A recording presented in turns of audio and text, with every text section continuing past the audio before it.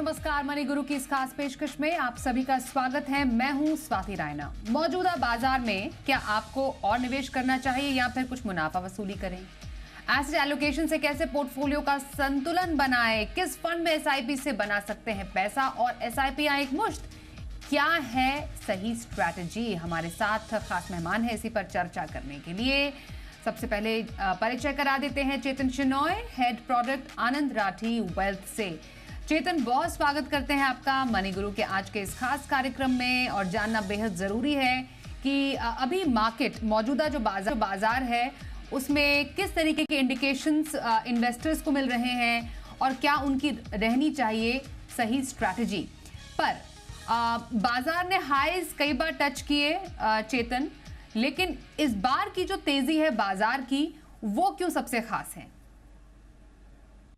स्वाति जी, अभी इस बार की जो तेजी है इसमें खासियत ये है कि काफी सारी चीजों का साथ में हो रहा है। तो पहली चीज तो ये है कि ये तीसरा साल होगा जब भारत सबसे तेज गति से बढ़ने वाला अर्थव्यवस्था होगा। सो ये एक एश्योरेंस है वर्ल्ड को कि ये तीसरा साल हो रहा है और इस वजह से काफी सारा अट्रैक्टिवनेस आ रहा है इंडिया की तरफ। और बाकी देश जो हैं जो वो अभी भी लैग बिहाइंड कर रहे हैं और एक सर्टेन इंग्लिश में जो वर्ड है TINA factor, there is no other alternative, वो इंडिया की तरफ आ रहा है। और India is turning out to be the country जहां ज्यादातर लोग कंसिडर कर रहे हैं एलोकेट करने का पैसा।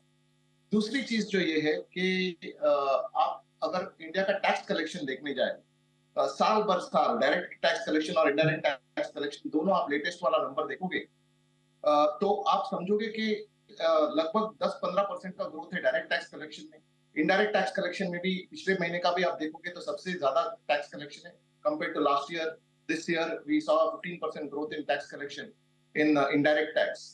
आप अगर एफआईआई फ्लो के पॉइंट ऑफ व्यू से देखोगे तो एवरेज जो एफआईआई का एलोकेशन है इंडियन इक्विटी के अंदर वो लगभग 21% रहा है। लॉन्ग टर्म की मैं बात कर रहा हूँ and comparison to the long term 21%, क्योंकि लास्ट ईयर उन्होंने रिडम्पशन किया क्योंकि वो यूएस और बाकी देशों के वजह से थोड़े रिस्क ऑफ मोड में थे।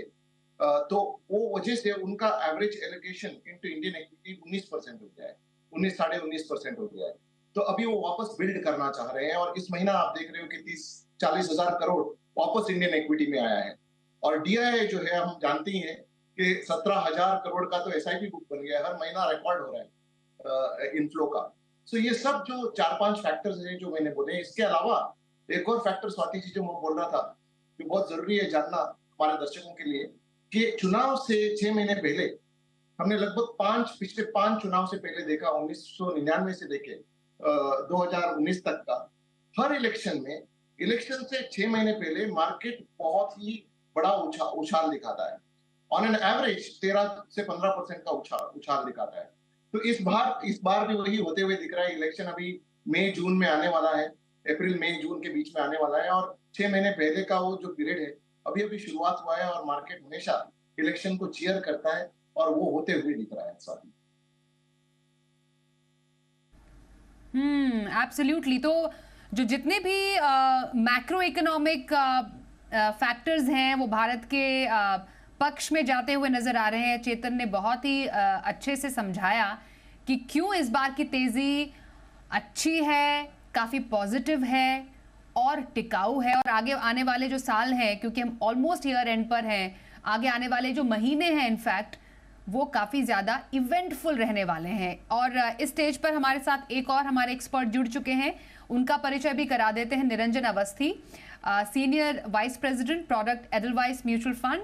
निरंजन, आपका बहुत स्वागत करते हैं मनी गुरु के आज के इस खास कार्यक्रम में। आपसे चर्चा की हम शुरुआत करने से पहले मैं चेतन से यही जान रही थी कि इस बार के तेजी में खास क्या है और अलग क्या है। क्या आपकी नजर में कुछ अलग इस बार हुआ है? मैं यहाँ पर एक जिक्र एसआईपी का करना चाहती हूँ, क्योंकि जिस तरीके से म्यूचुअल फंड इंडस्ट्री बढ़ी है पिछले 1 साल में, हमने बेहतरीन तेजी देखी है। 17,000 करोड़ का आंकड़ा जो एसआईपीज ने पार किया, सिर्फ और सिर्फ एसआईपी इन्वेस्टमेंट में ही साल भर में 24% की अप्रत्याशित बढ़त हमने देखी है।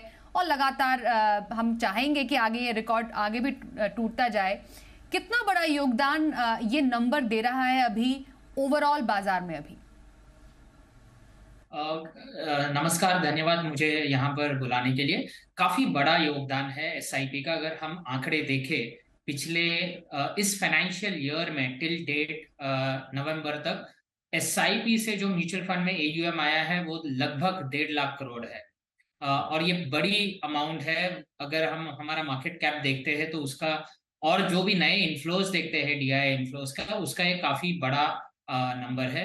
अगर हम इसकी तुलना पिछले साल से करते हैं, पिछले पूरे फाइनेंशियल ईयर में हमने लगभग 1,40,000 करोड़ का इन्फ्लो एसआईपी के थ्रू देखा था, और उसके पहले साल लगभग 1,20,000 करोड़ का इन्फ्लोज देखा था। पिछले 3 सालों में अगर हम देखते हैं, just before Covid SIP book जो थी वो लगभग 8,000 करोड़ की थी। आज हम 17,000 करोड़ पे है। ऑलमोस्ट 3 साल में डबल हो गई है, और अगले 3 साल में भी हमको लगता है यहाँ से डबल होगी। तो लगभग 30 से 32,000 करोड़ हर महीने इक्विटी में आना, ये बहुत बड़ी बात है मार्केट के लिए। एब्सोल्युटली। और एक पॉइंट है जिसमें मैं आप दोनों ही एक्सपर्ट्स का व्यू चाहती हूँ। मैं चेतन आपसे शुरू करती हूँ कि अभी हमने एक बहुत ही एक फेमस एक बयान सेबी चेयरपर्सन माधवीपुरी बुच का सुना, जिसमें वो ये मंशा जाहिर कर रही हैं कि क्यों ना जो एक निवेश का जो अमाउंट है उसको छोटा कर दिया जाए।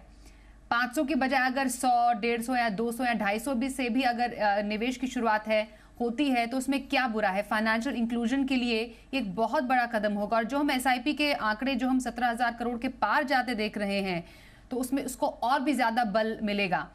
आपका इसमें क्या कहना है? ये कैसा एक स्टेप साबित हो सकता है? स्वाति जी, ये जो स्टेप होने वाला है इसका बहुत बड़ा फायदा होने वाला है म्यूचुअल फंड इंडस्ट्री को। नॉट ओनली कि ये पॉइंट ऑफ व्यू से कि पैसा आएगा, पैसा शायद से बड़ा ना आए क्योंकि बहुत रिटेल वाला टिकट होगा, बट जो डिस्ट्रीब्यूशन होगा और इंट्रोडक्शन होगा एसआईपी का और इक्विटी का, फाइनेंशियलाइजिंग ऑफ इन्वेस्टमेंट जो आपने अभी बोला, जो सेबी बहुत ही कीन है। दिस शोज वेरी क्लियरली कि सेबी कितना सीरियस है फाइनेंशियल इंक्लूजन को लेके, और हर साल वो नया कुछ लेके आ रहा है ताकि फाइनेंशियल इंक्लूजन जो है इंडिया में बढ़े और लोग फिजिकल एसेट्स जो गोल्ड और रियल एस्टेट जो पुराना उनका तरीका होता था इन्वेस्ट करने का, उससे धीरे धीरे माइग्रेट होके कैपिटल मार्केट में भी पैसे लगाए। तो ये बहुत ही फायदेमंद होगा मार्केट के लिए, क्योंकि कई सारे नए रिटेल इन्वेस्टर्स आने वाले हैं। उनको अभी इनिशियल एक एक्सपीरियंस मिलेगा इनिशियल डेज में, और वो एक्सपीरियंस का आगे जाके क्या होगा ये हम सब जानते हैं कि जो भी शुरुआत करते हैं इक्विटी में, specially through SIPs over a longer period of time. अभी जो मेरे कलीग ने भी बोला कि इंडस्ट्री में 17,000 करोड़ और हर साल 3 गुना होते हुए, तो अगले 3 साल में 3 गुना होने का एक नींव रखा गया है इस स्टेप के द्वारा। एब्सोल्युटली। मैं इनफैक्ट इस ये जो आंकड़े हैं इसको एक दूसरे आंकड़ों से कोरिलेट करना चाहती हूँ। मतलब अगर हम देखें म्यूचुअल फंड में जो B30 सिटीज हैं, ऐसे शहरों का योगदान काफ़ी ज़्यादा और ज़्यादा बढ़ता नज़र आ रहा है। और मैं आपको बताऊं कि ये जो रिसर्च है हमें चेतन ने ही प्रोवाइड की है। इसमें एक बहुत इंटरेस्टिंग चीज़ निरंजन इनफैक्ट मैं आपसे समझना चाहती हूँ इन रिलेशन विद हम जो एसआईपी की बात कर रहे हैं कि अगर और भी छोटे अमाउंट से एसआईपी शुरू होती है और ज़्यादा लोग जुड़ते हैं तो उसका क्या फ़ायदा होगा। अगर अभी तो T30 एक तरीके से डोमिनेट करता है, मैक्सिमम जो AUM का हिस्सा है वो T30 से आता है, टॉप 30 सिटीज से आता है, पर B30 भी बहुत ज़्यादा दूर नहीं है, वहाँ भी शहरों का काफ़ी अहम योगदान हम देख रहे हैं। क्या एक म्यूचुअल फंड इंडस्ट्री की तैयारी ऐसे में हो सकती है अगर इस तरीके का कोई जो डिसीजन है वो ऑन पेपर आता है और इम्प्लीमेंट होता है तो? जरूर। अगर हम आज भी देखें तो कहीं म्यूचुअल फंड है, हालांकि एडलवाइस के सभी म्यूचुअल फंड स्कीम्स में मिनिमम जो एसआईपी अमाउंट है वो 100 रुपए से शुरुआत होती है, लेकिन इसकी अवेयरनेस नहीं है। अगर हम म्यूचुअल फंड की बात करें तो हर एक व्यक्ति को ऐसा लगता है कि म्यूचुअल फंड एक प्रीमियम प्रोडक्ट है, हालांकि अवेयरनेस बढ़ रही है, लेकिन फिर भी लगता है कि 5,000 या 2,000 हो गए तो ही मैं स्टार्ट कर सकता हूँ। लेकिन आज भी कई फंड्स हैं जहां पे 100 रुपए से स्टार्ट हो सकता है। जब ये एक कदम बढ़ेगा और एक रेगुलेशन या फिर रेगुलेटरी पुश भी इसमें आएगा तो डेफिनेटली ये आंकड़े बढ़ेंगे। सबसे इंपॉर्टेंट चीज है, आज हमारे पास इंडिया में रफली 7 करोड़ SIPs चल रही है। हालांकि अमाउंट वाइज T30 ज्यादा कंट्रीब्यूट करता है, लेकिन नंबर वाइज इंक्रीमेंटली B30 से सबसे ज्यादा मात्रा में SIP के नंबर्स आते हैं, और यहाँ पे टिकट साइज छोटा ही है। और अगर छोटा हो और अगर प्रमोट करें तो डेफिनेटली ये 7 करोड़ जो है SIP अकाउंट्स और 3 करोड़ जो यूनिक इन्वेस्टर्स SIP या म्यूचुअल फंड से जुड़े हैं, ये नंबर डेफिनेटली यहाँ से डबल हो सकता है अगले 3 से 5 सालों में। सो इसमें जो योगदान है सैचुटाइजेशन जो SIPs का माननीय चेयरमैन माधवीपुरी बुच ने जो चलाया है कि 250 रुपए या उसके कम की अमाउंट की SIP हो और ज्यादा से ज्यादा लोग इसमें जुड़े, तो इसका डेफिनेटली फायदा ये आंकड़े जो है नंबर ऑफ SIPs और रिटेलाइजेशन ऑफ म्यूचुअल फंड्स में जरूर इसकी मदद होगी मेरे हिसाब से। चेतन, एक छोटा रिएक्शन इस पर लेना बेहद जरूरी है। निरंजन ने जैसा कहा कि ऑलरेडी ऐसे प्रोडक्ट, ऐसे फंड मौजूद हैं जहां पर आप 100 रुपए से भी SIP की शुरुआत कर सकते हैं। इसको अब कैसे अच्छे से इम्प्लीमेंट करना है, इसकी अवेयरनेस कैसे बढ़ानी है, ये फिर म्यूचुअल फंड इंडस्ट्री को सेबी के साथ मिलकर और सबके साथ मिलकर एक करना पड़ेगा, एक स्टेप लेना पड़ेगा इसके लिए। बट मोस्ट इम्पॉर्टेंटली अभी भी जो एक व्यक्ति अगर मानिए 500 रुपए की SIP शुरू करता है, क्या वो वाकई उस 500 रुपए की SIP को लंबे टर्म के लिए क्या होल्ड करके रखता है कि नहीं रखता है, ये बहुत इंपॉर्टेंट है। तो वही व्यक्ति अगर मानिए नया इन्वेस्टर जुड़ता है, 250 या 100 रुपए की SIP करे, लेकिन वो उस SIP की जर्नी को लंबी अवधि तक बनाए रखे, इसको सुनिश्चित करने के लिए क्या करना होगा? स्वाति जी, ये बहुत ही इम्पोर्टेंट क्वेश्चन है कि टाइम होराइजन ऑफ इन्वेस्टमेंट जो है, अब जो HNI इन्वेस्टर कर चुका है और समझ चुका है कि लंबे समय में ही पैसे बनते हैं इक्विटी में, और इसकी अंडरस्टैंडिंग जो है HNI स्पेस में हो गई है। HNI से मास एफ्लुएंट स्पेस में जो 20-25 लाख का टोटल नेटवर्थ वाले लोग जो 2,000 4,000 का SIP करते हैं, 5,000 का SIP करते हैं, उनको भी समझ में आया है। यही अभी पास डाउन करना पड़ेगा 500 रुपए 100 रुपए के SIP वालों को भी, क्योंकि ज्यादातर जो 500 रुपए 100 रुपए का SIP करने वाले हैं ये हमारे domestic health, blue collared workers, शायद से students who are working part time and accumulating money उनके एजुकेशन के लिए, ऐसे लोग होंगे। तो सेबी का जो ये स्टेप है, जैसे आपने बोला, इनको सेबी को और एम्फी जो म्यूचुअल फंड बॉडी है, दोनों को साथ मिलके वो वाला काम करना पड़ेगा जो म्यूचुअल फंड सही है वाले प्रोग्राम में हुआ है। तो कई सारे एड्स अभी हर म्यूचुअल फंड में एक सर्टेन 2 पैसा रखा जाता है इन्वेस्टर एजुकेशन के लिए। तो आई एम श्योर ये इन्वेस्टर एजुकेशन का जो पैसा है रिटेल इन्वेस्टर पे अभी खर्च होना शुरू हो जाएगा। तो एडवर्टाइजमेंट्स का जो मीडियम भी है, चाहे वो दूरदर्शन में हो या कहीं और मीडियम्स हो जो आज शायद से ये मात्रा में नहीं हो रही होंगी, उधर एडवर्टाइजमेंट करके एजुकेट करना पड़ेगा इन्वेस्टर्स को और ये कैटेगरी ऑफ इन्वेस्टर्स को कि म्यूचुअल फंड कैसे इन्वेस्ट करना चाहिए, क्या अवधि के लिए इन्वेस्ट करना चाहिए, कैसे पेशेंस रखना चाहिए। जो ऑलरेडी एक सर्टेन मीडियम से हो रहा है, ये वाले ब्लू कॉलर मीडियम वालों के लिए भी अभी ये एडवर्टाइजमेंट्स और मीडियम राइट मीडियम द्वारा पुश करना पड़ेगा। तो किसी भी बाजार में कैसे पैसा कमाया जाए, क्या सही स्ट्रैटेजी रखी जाए, इस पर हम चर्चा अब इसका फोकस रखने वाले हैं। हमारे साथ एडलवाइस म्यूचुअल फंड से निरंजन अवस्थी हैं, आनंद राठी वेल्थ से चेतन शेनॉय हैं। निरंजन, अब अभी बाजार में कहां पर सबसे ज्यादा नजर रखनी चाहिए? मैं स्ट्रैटेजी की बात करना चाहती हूं। ऑलरेडी जिनके लॉन्ग टर्म पोर्टफोलियोज हैं या जो भी पैसा लगाना चाहते हैं, वो जानना चाहते हैं कि अभी सही तरीका क्या है। SIP से पैसे और जोड़ें, नई SIP करें, कुछ मुनाफा वसूली करें, सही स्ट्रैटेजी रहे क्या अभी? सबसे आसान चीज है, अगर कोई SIP कर रहा है तो मार्केट कहीं भी हो, वो बॉटम के आसपास हो या टॉप के आसपास हो, SIPs आपको कंटिन्यू करनी है। ये सबसे बड़ी ताकत होती है SIP की, क्योंकि यहाँ से बाजार क्या होगा अगले 6 महीने 1 साल, ये कोई नहीं बता सकता। 100% श्योरिटी के साथ तो बिल्कुल भी नहीं बता सकता है। तो अभी अगर हम पिछले 2-3 महीने में देखें, मार्केट में काफी तेजी देखी गई है। इलेक्शन रिजल्ट्स और फेड का जो डोविश सिग्नल था, उससे मार्केट में ओवरऑल बुलिश सिग्नल मिली है। तो मार्केट और बाजार तो काफी तेजी से ऊपर जा रहे हैं। वैल्यूएशंस की अगर हम बात करें, स्पेशली मिड कैप और स्मॉल कैप्स में वैल्यूएशंस थोड़ी कुछ पॉकेट्स में एग्जैजरेटेड है, हाई है। लेकिन लार्ज कैप साइड में वैल्यूएशंस अगर हम देखें तो लॉन्ग टर्म एवरेज से आसपास या थोड़ा ही ऊपर है। सबसे ज्यादा इंपॉर्टेंट है अंडरलाइंग अर्निंग्स ग्रोथ बाजार की जो है वो स्ट्रांग रही है। पिछले 2 क्वार्टर की अर्निंग्स ग्रोथ इन इस फाइनेंशियल ईयर की शुरुआत से ही काफी अच्छी रही है।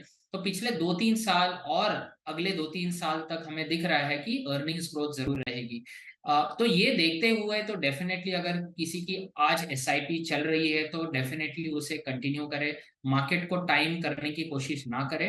अगर कोई नई एसआईपी स्टार्ट करना चाहता है तो स्मॉल कैप और मिड कैप में अगर करना है तो आपकी जो अवधि है या टेन्योर है वो लंबा होना चाहिए, 7 से 10 साल।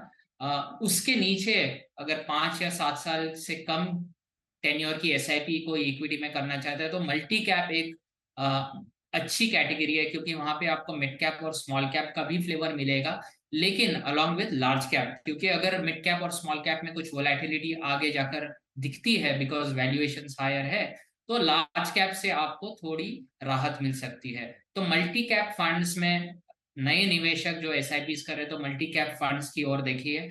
बैलेंस एडवांटेज फंड्स भी एक अच्छी कैटेगरी। अगर कोई फर्स्ट टाइम इन्वेस्ट कर रहा है या फिर वोलेटिलिटी से डर रहा है मार्केट के, या बाजार काफी तेजी के बाद कुछ करेक्शन जरूर हम देखते हैं, तो ऐसे इन्वेस्टर्स बैलेंस एडवांटेज फंड्स में भी एसआईपी कर सकते हैं। बिल्कुल। तो हर किसी के लिए बाजार में सब कुछ है। मल्टी कैप का जिक्र किया निरंजन ने। बैलेंस एडवांटेज फंड एक ऐसी कैटेगरी है जिसमें इक्विटी डेट दोनों का आपको फ्लेवर मिलता है। तो अपने लिए आप सही फंड चुनिए और सही लक्ष्य रखिए और उसके अकॉर्डिंगली स्ट्रैटेजी बनाइए। पर इंपॉर्टेंट जो जिसका जिक्र निरंजन ने किया, चेतन, फेड ने एक कमेंट्री दी और बाजार बिल्कुल स्काई रॉकेट हुआ। उससे पहले ही बाजार का मूड तो बहुत अच्छा था और उस पर 4 चांद लगा दिए फेड की कमेंट्री ने। और अब सबसे बड़ा सवाल यही है जो भारत में भी हर कोई जानना चाहता है कि फेड ने तो कह दिया कि 2024 रेट कटौती का साल होगा, भारत के लिए समय कब आएगा? स्वाति जी, बिल्कुल ये जो न्यूज है ये दिवाली का पटाखे की तरह फटा है और लोग इसको सेलिब्रेट कर रहे हैं। लेकिन ये हमारे हिसाब से ये second half of next year को होने वाला है। फर्स्ट हाफ को नहीं लग रहा है हमें कि होगा, क्योंकि वो इन्फ्लेशन को 2% के आसपास लेके आना चाहेंगे। मैं फेड की बात कर रहा हूँ और उसके बाद रेट का काटने का बात हो रहा है। तो लगभग 2 से 3 25 बेसिस पॉइंट्स के रेट कट होने की एक्सपेक्टेशन है। और हमें ये भी याद रखने की जरूरत है कि उनका रेट ऑल टाइम हाई पे चल रहा है आज के दिन पे, जो उनके देश ने लगभग पिछले 2 डेकेड में नहीं देखा था, 26 साल के आसपास तक नहीं देखा हुआ था। तो यूएस में वो रेट कटिंग जो है वो ऑल टाइम पीक से होने वाला है। तो ये हमें याद रखना बहुत जरूरी है। बट ये जो ट्रेंड रिवर्सल है कि रेट हाइक से रेट कट के तरफ जाने वाला है, इसको सेलिब्रेट किया जा रहा है मार्केट में। हमारे तरफ अगर आरबीआई की अगर आप बात करेंगे तो आरबीआई ने अब तक कोई इंडिकेशन दिया नहीं है, क्योंकि आरबीआई का टारगेट है 4% इन्फ्लेशन का और आप लेटेस्ट प्रिंट देखोगे तो 4.75 के आसपास है। हमें लगता है जब तक वो इन्फ्लेशन को 4 के आसपास या 4 से नीचे नहीं देखेंगे तब तक रेट कट का बात नहीं चलेगा इंडिया में। स्पेशली गिवन दैट हमारे गवर्नर को आजकल बहुत अप्रिसिएशन मिला है, इंटरनेशनल फोरम से भी कई सारे अवार्ड्स मिले हैं। तो he will want to be prudent, he will want to be following inflation को बहुत क्लोजली वो वॉच करना चाहेंगे और इन्फ्लेशन जब 4% से कम होगा तभी वो रेट कट करना चाहेंगे। तो इंडिया में भी सेकेंड हाफ में ही एक्सपेक्ट कर सकते हो आप रेट कट। और एल नीनो का जो इफेक्ट है जो पिछले साल हमने देखा था, वो उसका एक्सपेक्टेशन अभी भी है कि अगले साल भी देखा जा सकता है। तो आई एम श्योर आरबीआई देखना चाहेगा जून जुलाई तक कि मॉनसून कैसे चल रहा है और उसके बाद डिसाइड करना चाहेगा रेट कट का, क्योंकि एक बार रेट कट शुरू करने के बाद उसको वापस बढ़ाने का मतलब नहीं बनता। तो I think it's not going to be पहले साल के पहले हिस्से में नहीं होगा, सेकेंड हिस्से में very likely to happen, depending on monsoon और इन्फ्लेशन 4% से नीचे हो तो होगा सेकेंड हाफ में। इनफैक्ट चेतन, मैंने क्योंकि निरंजन से भी सवाल पूछा था, आपका व्यू पॉइंट बहुत जल्दी लेना जरूरी है। वेरी क्विकली, आपकी नजर में कौन सी कैटेगरीज अभी निवेश के लिए सही?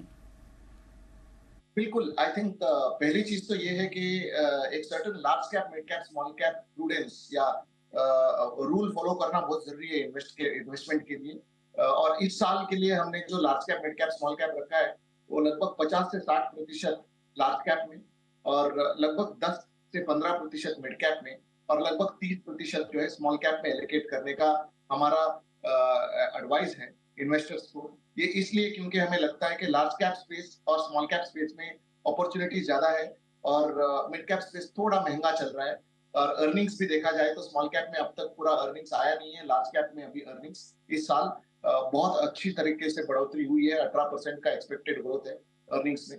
तो लार्ज कैप और स्मॉल कैप में हम थोड़ा ज्यादा एलोकेशन की बात करें, 50 से 60% और 30% इन स्मॉल कैप। ये डायरेक्शनली हम रेकमेंड कर रहे हैं। Of course to participate, the best way to participate हमारे हिसाब से स्मॉल कैप फंड बिल्कुल होना चाहिए और लार्ज कैप फंड के बदले में हम ये रेकमेंड करेंगे कि आप मल्टी कैप और फ्लेक्सी कैप फंड ले लीजिएगा, क्योंकि उसमें भी लार्ज कैप एलोकेशन होगा और मिड एंड स्मॉल कैप का एलोकेशन भी होगा। So instead of having a pure large cap, flexi cap, multi cap, large and mid cap focused, ये कैटेगरी और small cap category is what we are recommending to our customers. बिल्कुल। तो strategy पर हमने चर्चा की, अभी बाजार में कैसी स्ट्रैटेजी, कहां पर पैसे बन सकते हैं, कहां पर नजर रखें इन्वेस्टमेंट की, इस पर चर्चा हमने की। बहुत धन्यवाद करेंगे निरंजन और चेतन, आप दोनों का ही हमारे साथ इस खास चर्चा में शामिल होने के लिए।